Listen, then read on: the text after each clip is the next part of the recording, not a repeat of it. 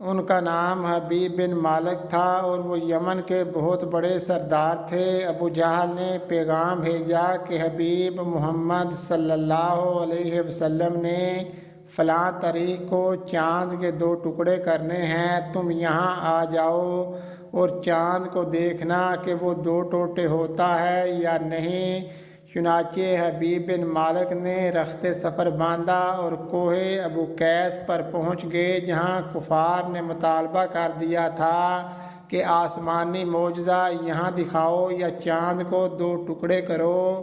میرے آقا حضرت محمد مصطفیٰ صلی اللہ علیہ وسلم تشریف لائے، چاند کو 2 ٹکڑے کیا اور واپس تشریف لے گئے۔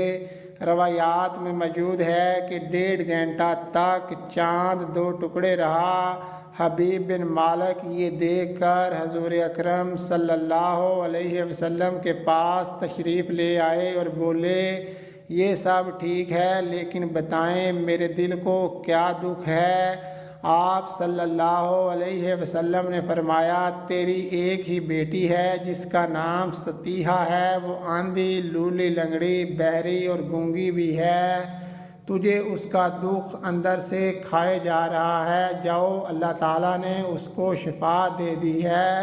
حبیب یہ سنتے ہی دوڑ کر اپنے گھر آئے تو ان کی بیٹی نے کلمہ پڑھتے دروازہ کھولا۔ حبیب نے پوچھا کہ تجھے یہ کلمہ کس نے سکھایا؟ تو اس نے حضور اکرم صلی اللہ علیہ وسلم کا سارا حلیہ بتایا اور بولی، اے ابا، وہ آئے، مجھے زیارت بخشی اور دعا فرمائی اور مجھے کلمہ طیبہ بھی پڑھا گئے۔